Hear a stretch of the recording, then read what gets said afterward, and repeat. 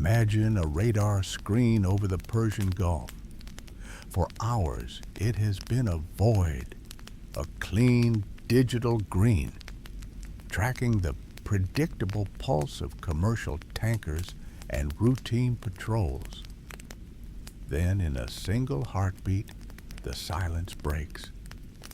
Not with one signature, but with hundreds, a swarm of kinetic energy blooms across the display like a digital contagion moving at Mach 3. This is the moment the world changes. This is the point where the unthinkable becomes the inevitable. It began as a ghost mission, a surgical low-yield strike aimed at the heart of the Natanz enrichment complex. The objective was clinical: set back Iran's nuclear clock by a decade without triggering a regional collapse. The munitions were the most precise in the human arsenal. The operators were the elite of the elite. But war is not a laboratory experiment, and the fog of conflict is indifferent to intent. As the bunker busters penetrated the reinforced concrete layers of the facility, they didn't just find centrifuges and cooling pipes, they found a high-level diplomatic convoy parked in the subterranean shadows, a neutral mediator from a major European power, present for a secret, last-ditch de-escalation talk that the intelligence community had missed. In the blink of an eye, the precision strike didn't just destroy hardware, it vaporized the very possibility of a diplomatic exit. The collateral damage wasn't just a tragic statistic, it was a geopolitical suicide note. As the smoke rises over the Iranian plateau, the red lights on the radar screens across the Middle East are no longer glitches or drills. They are a retaliatory type of ballistic missiles that cannot be recalled. The shadow war, fought in the dark for decades, has just been dragged into the blinding light of a total conflict. This is the first hour of the dark timeline. To understand why this moment is so catastrophic, we have to look at the world we actually live in. For 40 years, the Middle East has been locked in a shadow war, a brutal, low-visibility conflict fought between the United States, Israel, and Iran. This wasn't a war of armies, but of ghosts. It was defined by Stuxnet malware crippling centrifuges, high-stakes assassinations in the streets of Tehran, and mysterious explosions on oil tankers. It was a game of brinkmanship, where every side knew exactly how far they could push without triggering a global inferno. The fragile guardrails of this conflict began to erode years ago with the collapse of the JCPOA, the Joint Comprehensive Plan of Action. The diplomatic safety net was shredded. Iran's centrifuges began spinning faster, and the rhetoric grew sharper. Looming over everything was the Strait of Hormuz, a narrow maritime artery that serves as the world's jugular vein. 20% of the planet's petroleum passes through this 20-mile wide passage. It is the ultimate strategic lever. A single spark here doesn't just start a fire, it crashes the global economy. In our timeline, both sides have always found a way to step back from the edge. But here, the surgical strike doctrine fails its most critical test. The term surgical implies a clean incision, but in the chaos of the Zagros Mountains, the scalpel has slipped. By vaporizing a high-ranking neutral diplomat, the strike has destroyed the off-ramp. There are no more secret channels, no more backroom de-escalation talks. The tactical error has stripped away the luxury of deniability. The shadow war has officially ended, and in its place, a conventional firestorm is beginning to consume the horizon. The transition from a limited operation to total war didn't take weeks.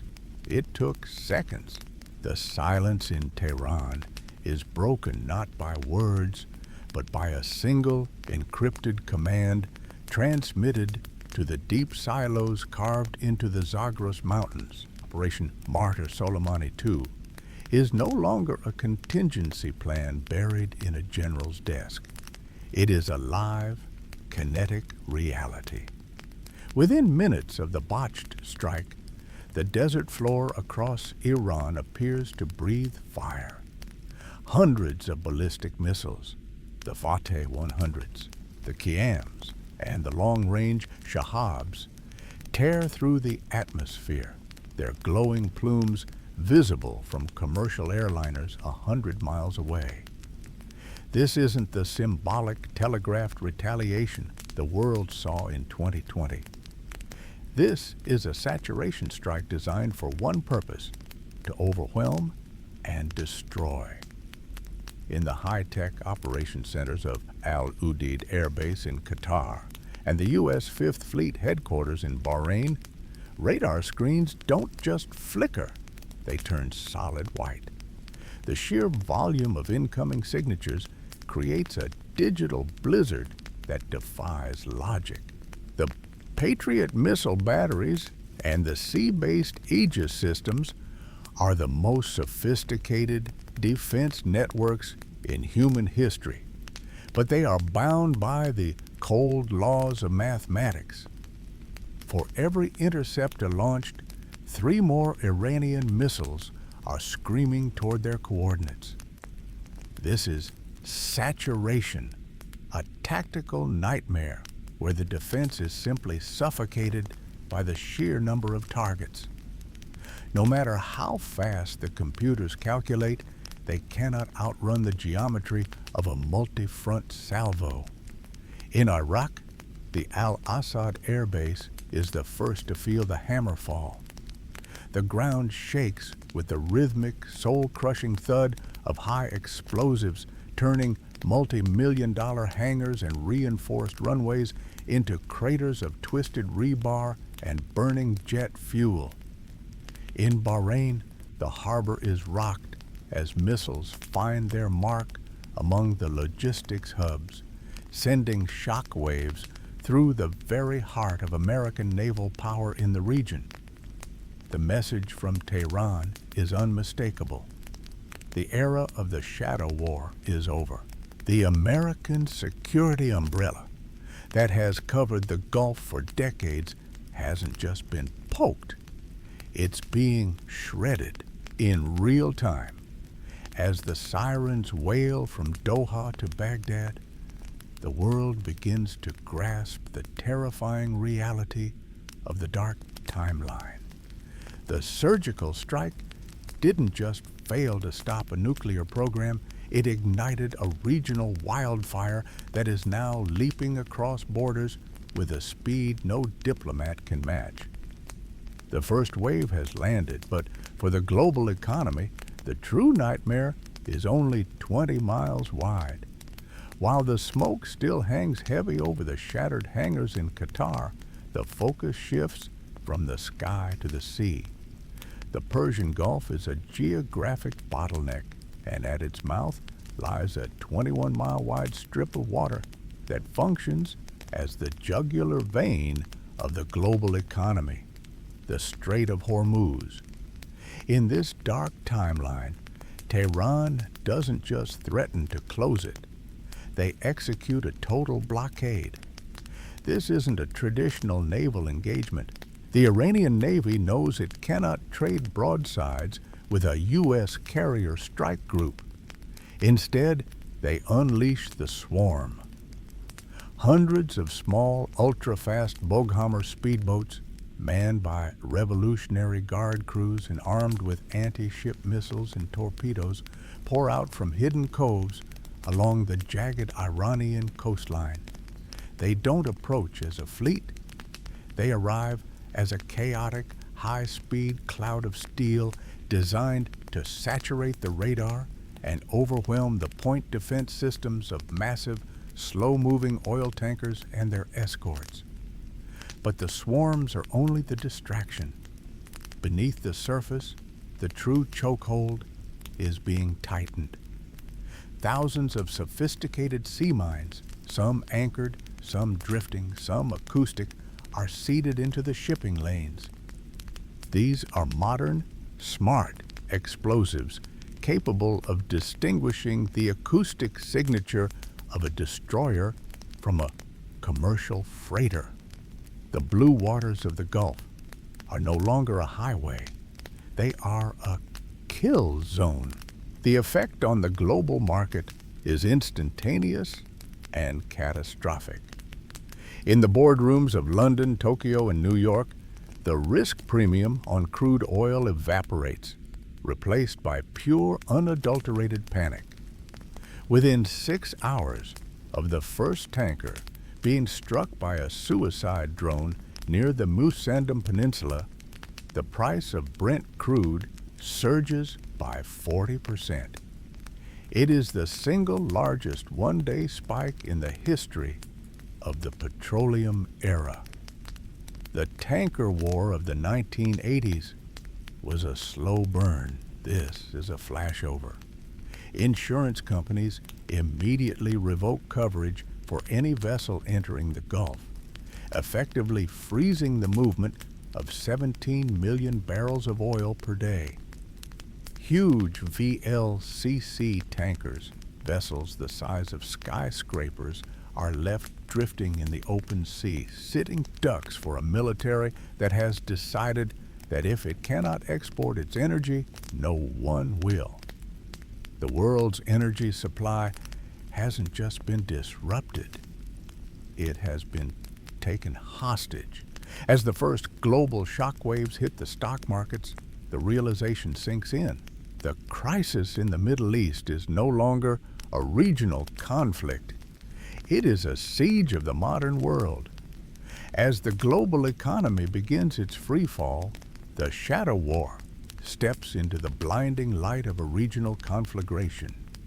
In the command centers of Tehran, the order is finally transmitted, the green light.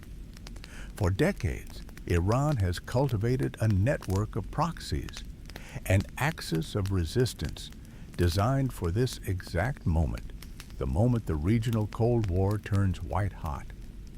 From the rugged hills of southern Lebanon, the silence is shattered by a sound like 1,000 freight trains tearing through the sky. Hezbollah, the world's most heavily armed non-state actor, begins its opening salvo. This is not the sporadic, harassing fire of the past. It is a saturation bombardment. Thousands of rockets and precision-guided missiles are launched in waves, targeting military installations, power grids, and population centers across northern Israel. In the skies over Haifa and Galilee, the Iron Dome, once the gold standard of missile defense, faces a mathematical nightmare. The system is designed to intercept threats, but it has a breaking point.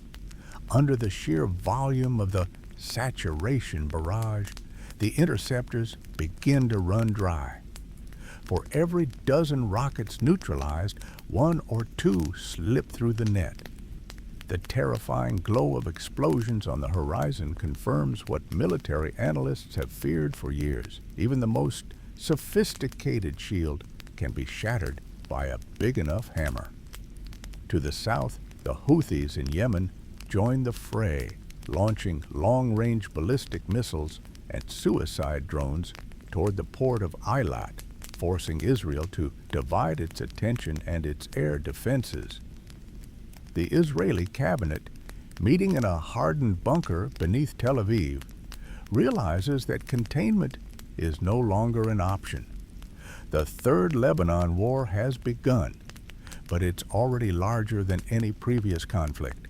Reserve units are mobilized in the hundreds of thousands, and the engines of Merkava tanks roar to life along the northern and southern borders. Israel prepares for a multi-front ground invasion, a desperate gambit to push the launchers back before the heart of the country is paralyzed. The firestorm has spread, and as the Middle East burns, the consequences are about to land on doorsteps thousands of miles away.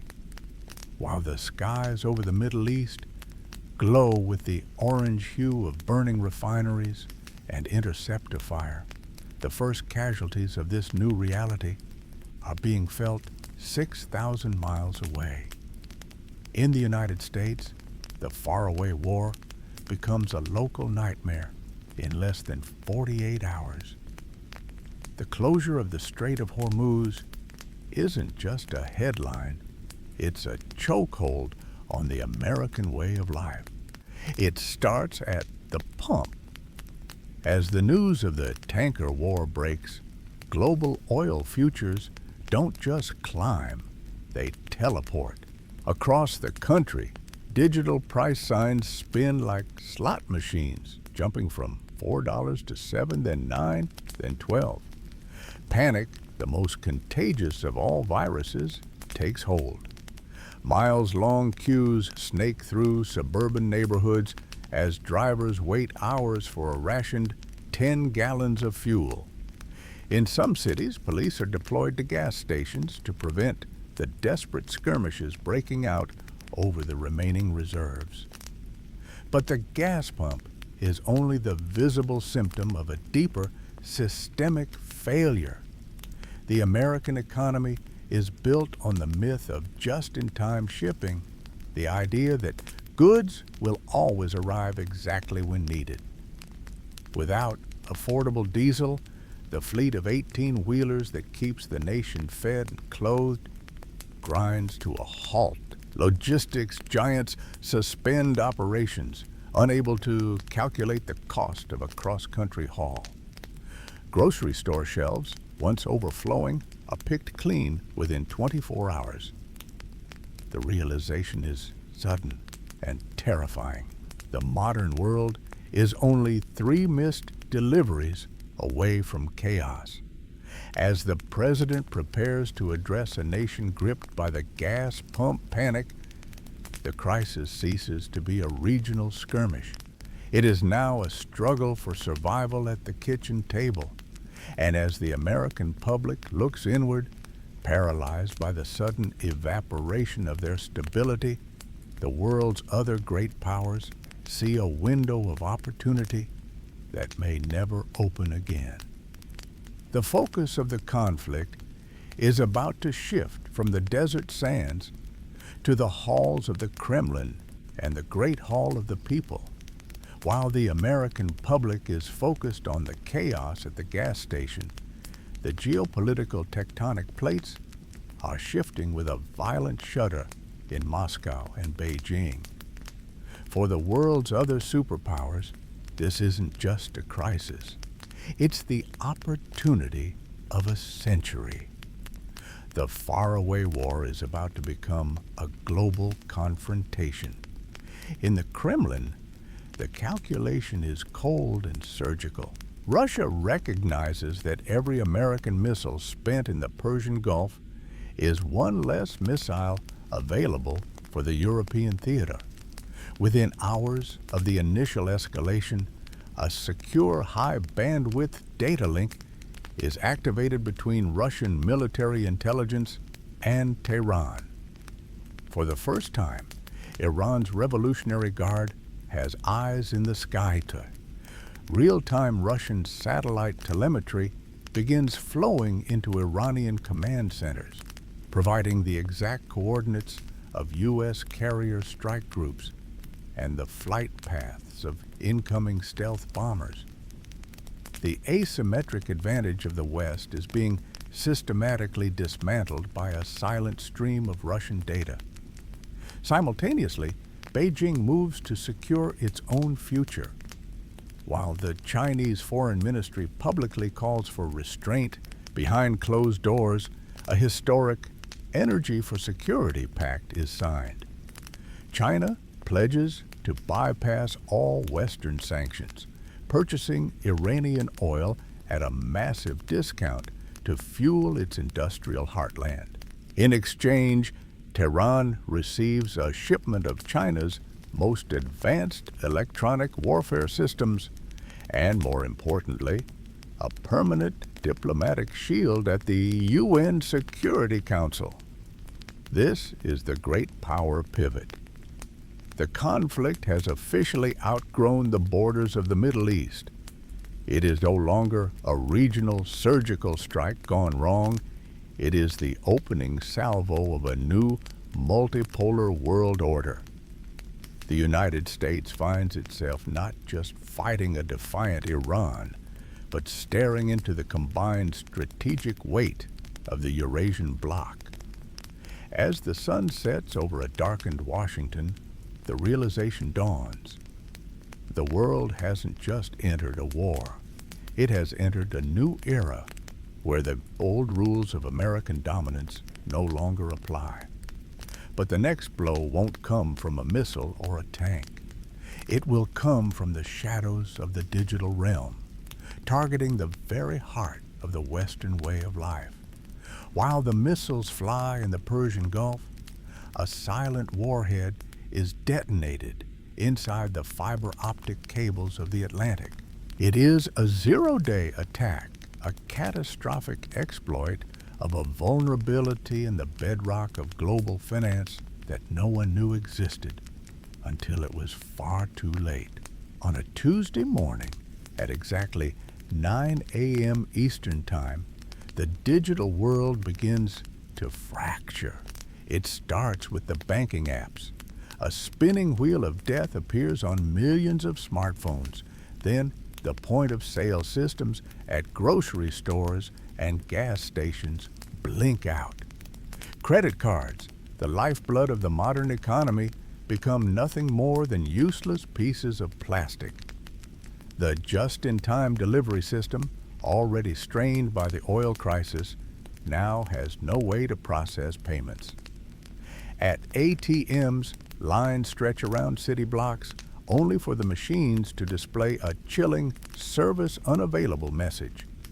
In a desperate bid to prevent a total liquidity collapse, the government mandates a nationwide cap on all withdrawals. You're allowed $50, if the machine even works. This is the beginning of what will be remembered as the Dark Week. The realization hits the public like a physical blow. The front line isn't just a trench in the Middle East.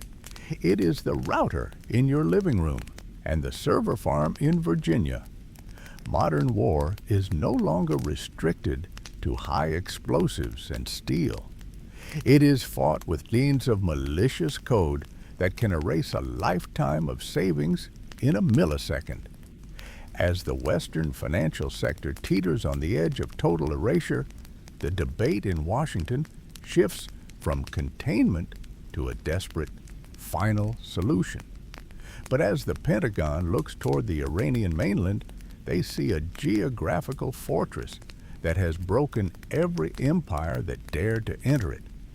Inside the windowless briefing rooms of the Pentagon, the digital blackout has left the administration with its back against the wall.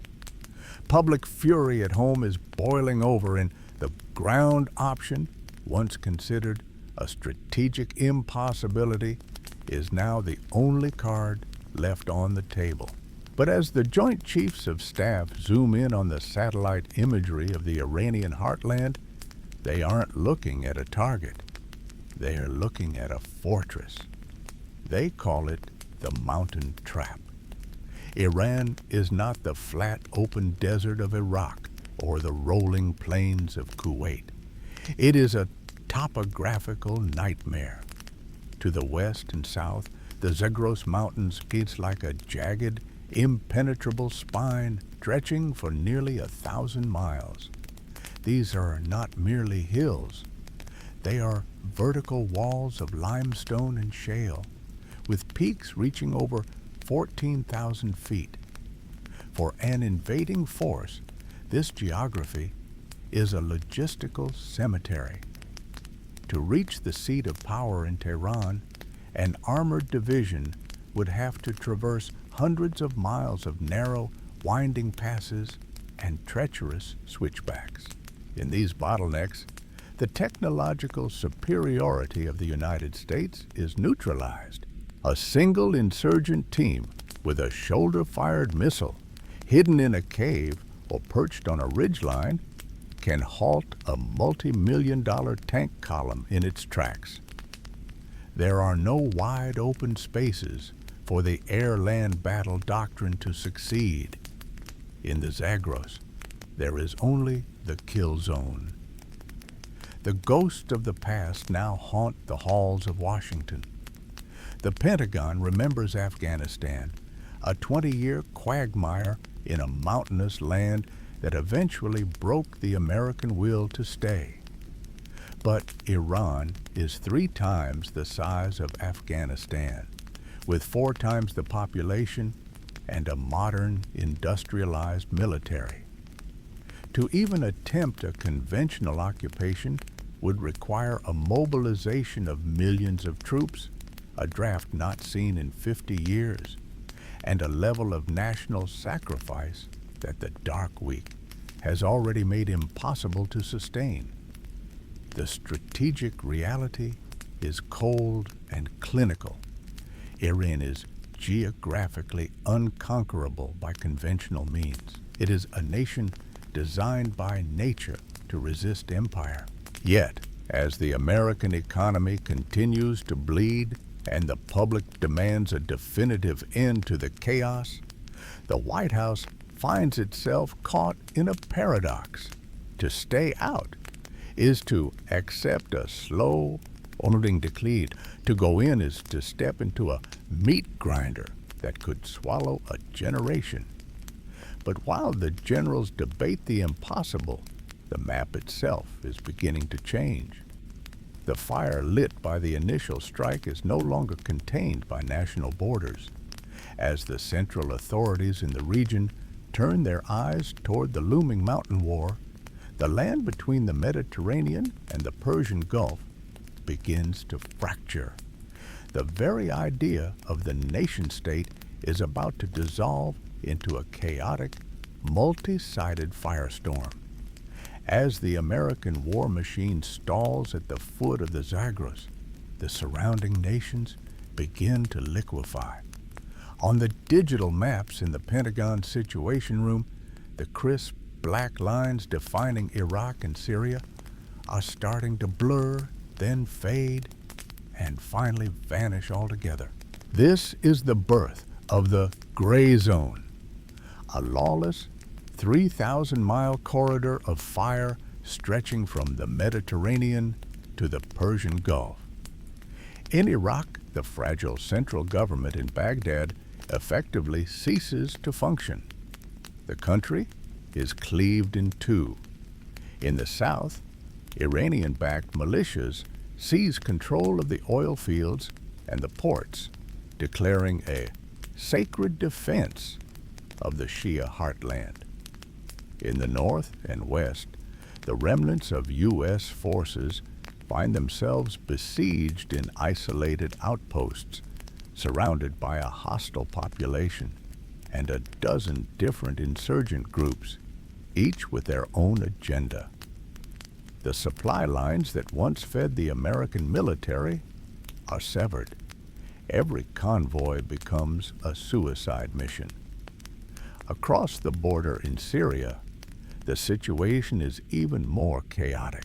With the regional order shattered, the various factions, Hezbollah, Turkish-backed proxies, Kurdish fighters, and radical remnants, stop fighting for territory and start fighting for survival. The war of the shadows has moved into the light. There are no front lines, only shifting pockets of influence. A city might be controlled by a local warlord in the morning, an Iranian-funded militia by noon, and a desperate splinter cell by nightfall. This is no longer a surgical strike or a controlled conflict. It is a regional contagion. The borders drawn by colonial powers a century ago have been erased by the heat of the current crisis. The war has metastasized, drawing in every neighbor, every tribe, and every radicalized faction that sees an opportunity in the vacuum. The deep state of the Middle East has collapsed, replaced by a multi-sided insurgency that no superpower can hope to manage. And as the world's attention is fixed on the burning streets of Baghdad and Damascus, the most dangerous consequence of this chaos is unfolding in silence. Beneath the smoke of the gray zone, the very thing the original strike was meant to prevent is finally reaching its tipping point. While the West is distracted by the collapse of nations, the clock in the Iranian desert has begun to tick faster than ever before.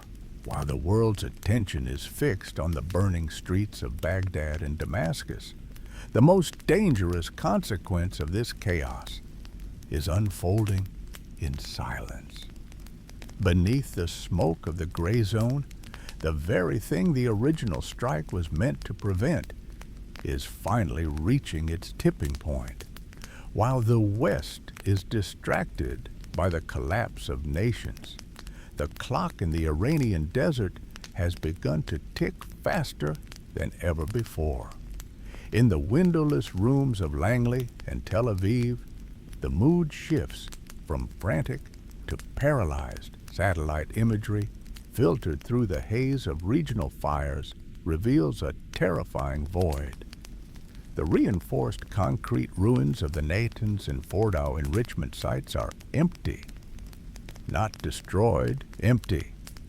Under the cover of the gray zone chaos, the Iranian Revolutionary Guard has executed a masterclass in strategic relocation. A series of high-speed, heavy-lift convoys, shielded by advanced electronic jamming provided by neutral observers, has moved the remaining IR-9 centrifuges and the existing stockpiles of 60% enriched uranium. Their destination? A deep mountain facility carved so far into the granite of the Zagros Range that conventional munitions and even the most powerful American bunker busters cannot reach it. The International Atomic Energy Agency has long since lost its eyes on the ground. The inspectors are gone, and the cameras are dark. This is the nuclear breakout the world has feared for decades, occurring in the middle of a hot war. Intelligence analysts now estimate the breakout window has shrunk from months to mere days. The bitter irony is now unavoidable. The surgical strike that was supposed to end the Iranian nuclear threat has instead acted as its greatest catalyst. By destroying the diplomatic framework and plunging the region into anarchy, the West has removed every remaining guardrail. Iran is no longer a threshold state. It is a cornered power with nothing left to lose and a clear path to the ultimate deterrent. The very act of trying to prevent a nuclear-armed Iran has guaranteed its birth. The world isn't just watching a regional war anymore, it is witnessing the arrival of a nuclear-armed revolutionary state, forged in the fires of a conflict the West started. As the first reports of a successful test filter through backer channels, the geopolitical landscape doesn't just shift, it shatters. The maps on the walls of the Pentagon and the United Nations are no longer accurate. What began as a tactical exchange has crystallized into a new terrifying global order, redrawing the world into two distinct hostile spheres. This is the birth of the energy bloc, and it represents the most significant geopolitical shift since the fall of the Berlin Wall. With the Strait of Hormuz, effectively a no-go zone for Western vessels, The global economy has split along the lines of energy security. In the East, the Eurasian Security Pact has solidified into a formal reality. This is a marriage of necessity and cold ambition. Russia provides the high-tech weaponry and the diplomatic shield of a permanent UN Security Council veto. China provides the bottomless credit and the industrial capacity to bypass Western sanctions. And a nuclear-armed Iran provides the raw, unrefined lifeblood of the global machine. Within this bloc, oil and gas flow through overland pipelines and protected corridors, shielded from the reach of the U.S. Navy.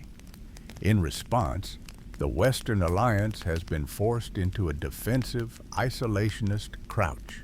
North America and Europe are scrambling to resurrect mothballed coal plants and fast-track nuclear projects that should have taken decades, all while implementing strict energy quotas for their citizens.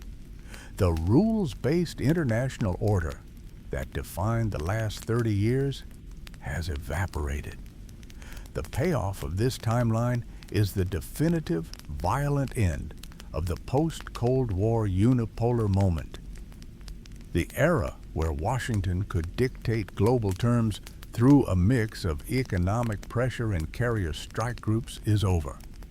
We have entered a new multipolar world, but it is not the peaceful balance of power that theorists once predicted. It is a world of armed camps, iron curtains, and a deep permanent fracture in the human story.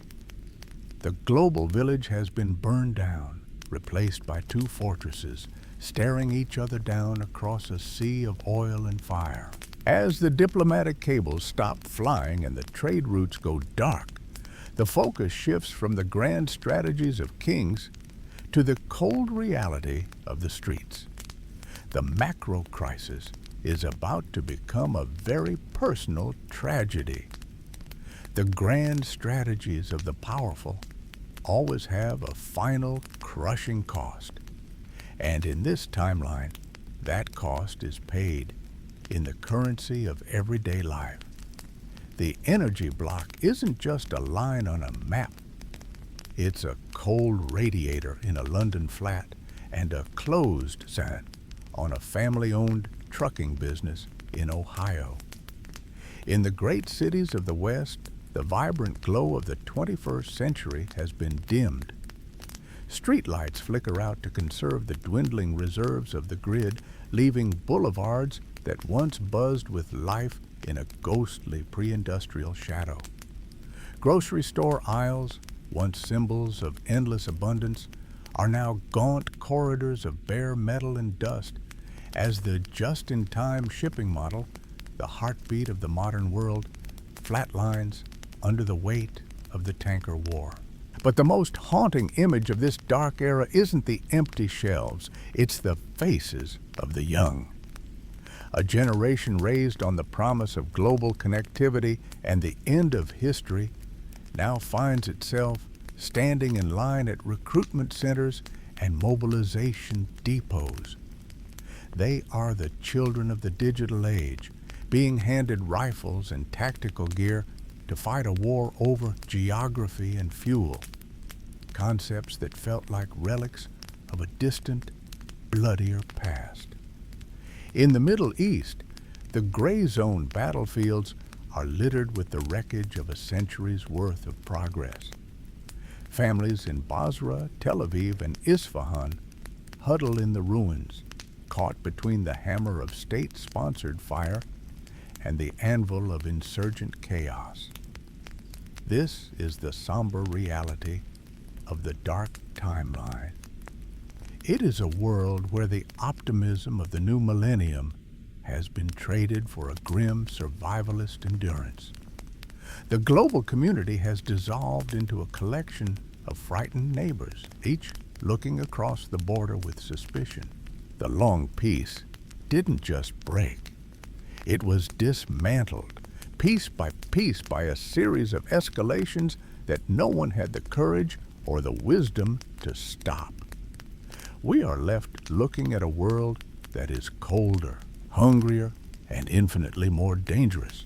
A world where the light of reason has been eclipsed by the thick black smoke of 1,000 burning oil wells. It is a vision of a future that feels terrifyingly possible, a reminder of how thin the ice of our modern civilization truly is. But as we pull back from the edge of this abyss, we must take a breath and look at the world outside our windows. This dark timeline is a cautionary tale, a map of a territory we have, so far, managed to avoid. In our reality, the lights are still on, the tankers are still moving through the Strait of Hormuz, and the global economy, though strained by geopolitical friction, has not collapsed into a pre-industrial shadow. The reason we aren't living through this nightmare isn't just luck. It's the result of a fragile, invisible infrastructure of de-escalation. In the real world, the hotlines still work. Even at the height of the most bitter tensions, from the 2020 missile exchanges in Iraq to the more recent direct confrontations, there are voices in the room dedicated to the cold logic of proportionality. We have seen moments where a single spark could have ignited the world, but instead it was met with a calculated, measured response. Behind the fiery rhetoric of televised speeches, there are quiet back channels in cities like Muscat and Doha. There are Swiss diplomats delivering frantic, late-night messages between Washington and Tehran, acting as the emergency brakes on a train that is always threatening to jump the tracks. In our history, when a high-ranking official is lost or a base is struck, the response is often a form of strategic theater, a way for nations to save face without losing the world.